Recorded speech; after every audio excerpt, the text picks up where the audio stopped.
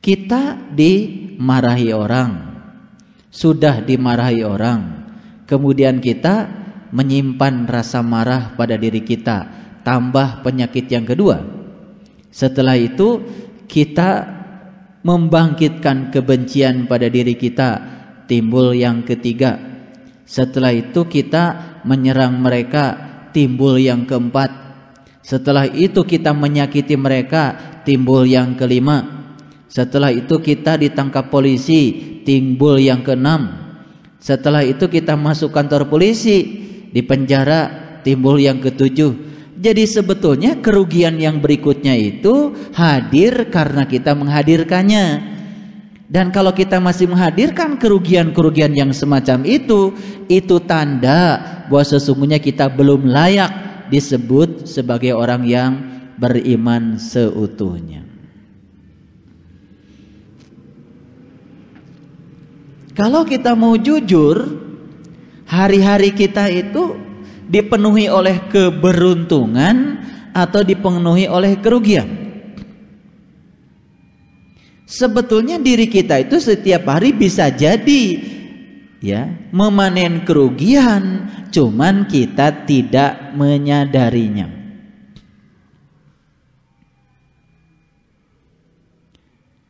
Nah, keberuntungan itu tidak diukur oleh ukuran-ukuran materi, tapi keberuntungan dalam bahasa Al-Quran adalah tersucikannya jiwa kita. Kita punya bisnis, kemudian bisnis itu gagal dan seluruh uang kita lenyap. Secara materi jelas kita kehilangan sesuatu. Tetapi secara spiritual bisa jadi itu upaya Allah untuk menyucikan jiwa kita. Karena ketika tidak ada tempat melekatkan diri kita kepada yang namanya materi itu, kemelekatannya hilang, kan jiwa kita perlahan menjadi tidak melekat pada yang seperti itu. Dan akibatnya jiwa kita tersucikan. Secara spiritual sebetulnya itu adalah keberuntungan. Walaupun secara materi bisa jadi itu disebut sebagai kerugian. Karena kita hidupnya di alam materi, belum sepenuhnya mengizinkan diri kita berada di jalan spiritual, maka kita selalu menganggap hal yang terjadi pada diri kita adalah suatu kerugian. Betul? Dari situlah timbul rasa putus asa. Dari situlah timbul rasa penyesalan. Betul? Iya. Jadi sekali lagi saya ingin menyampaikan firman Allah yang luar biasa ini, alladzina khasiru anfusahum fahum la yu'minun. Orang-orang yang sering melakukan tindakan yang merugikan dirinya sendiri itu adalah orang-orang yang tidak beriman. Kalau begitu, tugas kita sekarang apa?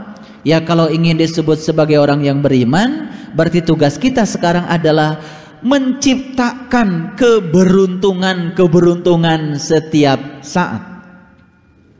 Lalu apa itu keberuntungan? Bertambah sucinya jiwa kita. Apa itu kerugian? Bertambah kotornya jiwa kita. Ayo, suka kesel enggak? Suka. Rasa kesal itu kan sebetulnya bukan diakibatkan oleh sesuatu yang hilang dari diri kita, karena kita tidak rela dengan yang hilang. Jadi kalau kita hilang uang 1 juta, sebetulnya selama ini salah pikiran kita, dikiranya rasa kesal itu karena uang yang 1 juta yang hilang. Bukan, rasa kesal itu karena tidak relanya kita pada uang yang 1 juta itu. Jadi bukan pada uangnya, tapi pada ketidakrelaannya sebetulnya. Cuma kita tidak tahu. Akibatnya kita pun membiarkan diri kita dalam kondisi sakit. Maka kita harus segera melakukan upaya pemulihan. Jadi sebetulnya beda satu orang dengan orang yang lain dalam derajat kehidupannya terletak pada kecepatan pemulihan dirinya, untuk menuju pada kondisi yang seimbang. Nah, kita itu terkadang sering membiarkan diri kita larut dalam situasi yang tidak seimbang terlalu lama. Proses pemulihannya terlalu lama. Kenapa proses pemulihannya berlangsung lama?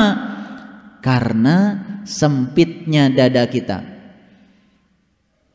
Saya akan loncat dulu melihat Quran surat Al-An'am ayat yang ke-104. Disilahkan untuk melihatnya. Loncat dulu memang. Dan hari ini kita akan menyelesaikan episode Al-An'am untuk sementara waktu. Sudah ketemu? A'udzubillahi minasyaitonirrajim. Bismillahirrahmanirrahim. Qad ja'akum basyairum mir rabbikum. Sesungguhnya telah datang dari Tuhanmu basyairum. Basyair itu adalah basyirah. Basyirah itu adalah penglihatan kolbu. Qad ja'akum basyairum mir rabbikum. Sungguh ja'a, telah datang kum kepadamu sekalian basyair, basyirah, penglihatan batin, mir rabbikum, dari Tuhanmu. Jadi kalau orang sudah menggunakan basyair, basyirah, penglihatan batin, harusnya berbeda dengan orang yang hanya menggunakan penglihatan lahir. Kalau orang yang hanya melihat dengan penglihatan lahir, yang dia lihat tentu yang bersifat lahir. Tapi kalau orang yang sudah diberikan kepadanya al-basyair, basyirah, penglihatan batin, berarti dia sudah bisa melihat yang dibalik yang lahir, yang disebut dengan yang batin. Nah, kesempitan, kekesalan yang kemudian menimbulkan kerugian, yang menyebabkan jiwa itu kita kotor, itu karena penglihatan kita terlalu fokus kepada yang lahir, dan kita hanya menggunakan penglihatan lahir. Ini perjuangan berat kita. Kita semua merasa bahwa kita sudah terbuka mata kolbunya, seakan-akan kita sudah hidup dengan penglihatan batin. Tapi kenyataannya kita masih terjebak hidup kita di dalam penglihatan yang bersifat lahir. Apa buktinya? Kenyataannya kita masih sering mengotori jiwa kita, melakukan tindakan-tindakan yang merugikan kita, dan kotornya jiwa kita berawal dari yang penglihatan lahir itu. Oke. Hari ini saya akan berbicara yang universal sekali, supaya Al-An'am ini terangkum semuanya. Al-An'am itu kan binatang ternak, ya. Binatang ternak itu kan binatang yang harus dipelihara, ya. Bukan dipelihara kemudian diambil dagingnya, ya. Dipelihara, di maintenance, digunakan seperlunya, semata-mata untuk kepentingan yang menciptakan binatang ternak itu. Jadi sebetulnya Al-An'am itu bukan cerita binatang yang di kandang sapi, bukan cerita binatang yang di kandang domba, cerita binatang ternak. Diternak itu artinya dipelihara, ya. Dipelihara apanya? Dipelihara agar setiap saat, ya, si binatang ini tidak mengotori yang dibaliknya. Gitu. Oke, terusin dulu. Sampai mana barusan? Jadi, mohon maaf kalau penerjemahannya saya koreksi, tidak seperti yang ada di situ. Sekali lagi saya terjemahkan. Qad ja'akum basyairum mir rabbikum.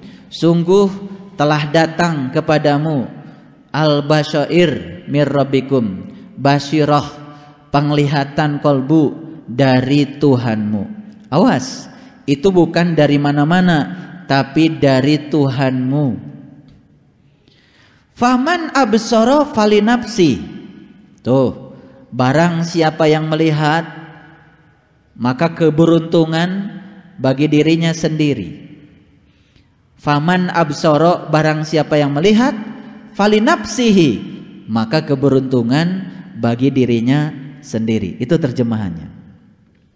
Waman amiya fa'alaiha, tapi barang siapa yang tidak melihat, kerugian bagi dirinya sendiri.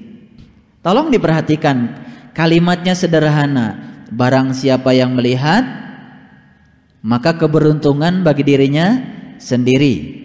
Barang siapa yang tidak melihat, kerugian bagi dirinya sendiri.